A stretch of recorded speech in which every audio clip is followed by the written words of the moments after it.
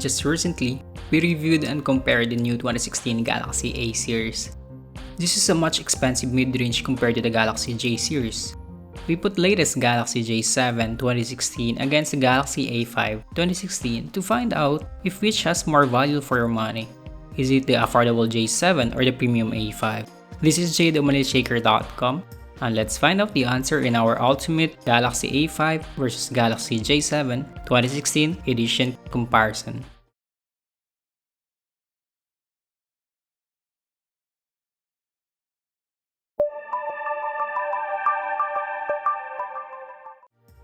Perhaps you would be thinking why I am comparing the Galaxy A5 instead of the Galaxy A7. Price difference of A7 to J7 is way higher, so we choose to review the Galaxy A5 instead, since the only main differences between the A7 and A5 are the screen size, battery, and RAM. The Galaxy A5 is dominated by the glass and metal build, a similar footprint to the Galaxy S6 if you still remember. I really like the slightly curved Gorilla Glass for up front and on the back.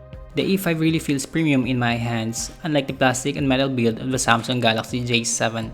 The fingerprint sensor on A5 is fast and accurate, comparable to flagship phones. Unfortunately, the Galaxy J7 and the rest of the J series lack fingerprint scanner. The replaceable battery of the Galaxy J7 is its biggest advantage in design.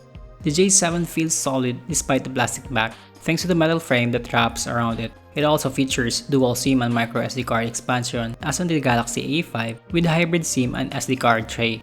Overall, the A5 is a standout on looking high-end device, while the J7 still felt solid but with a plain-looking exterior. Both are rocking a Full HD Super AMOLED panel. The J7 has a 5.5-inch widescreen, while the A5 tips at 5.2-inch with Gorilla Glass 4 on top. There's not much noticeable sharpness difference at all. Even the Galaxy J7 has a lesser pixel density. As usual, colors pop out on both panels. Contrast is really good as well as the brightness. You can't go wrong with any of these punchy Super AMOLED screens.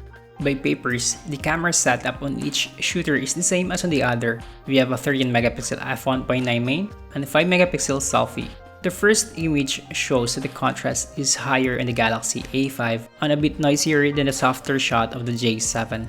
The HDR shot of A5 has an aggressive lifting of highlights while retaining the high contrast level. On the indoor image, the A5 produced brighter and more detailed shot. Next image shows higher saturation level on the A5, but brighter exposure and slightly better dynamic control for the J7. The Galaxy J7 is more consistent in sharpness than the Galaxy A5 even in low light scenarios.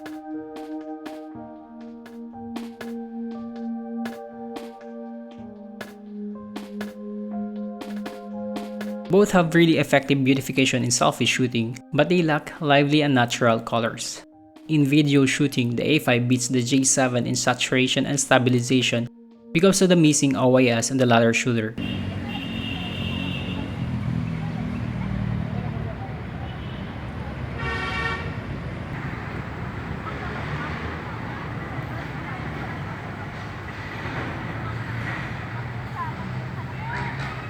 Powering the Galaxy A5 is a Snapdragon 615 octa-core chip with 2GB of RAM, though there is also an Exynos 7580 variant like what's found inside the Galaxy J7 we have.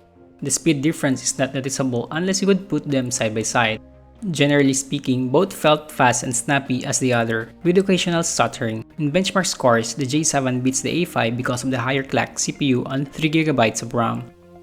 Again, the Galaxy J7 has a removable 3300mAh battery, while the A5 has 2900mAh. Battery life on both is really good. The Galaxy A5 lasted few hours more in our endurance rating, while the Galaxy J7 still nails an above average score.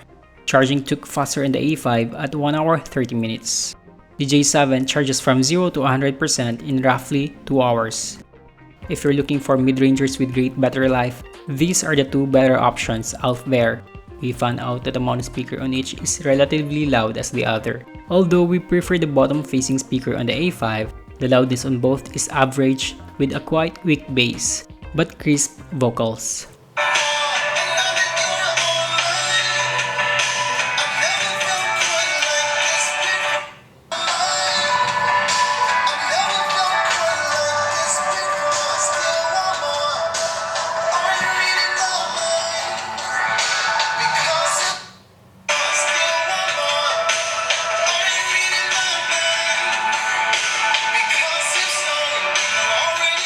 price difference between the Galaxy A5 and J7 is quite high, with the former price for around $20,000 or $430 and $15,000 for the Galaxy J7.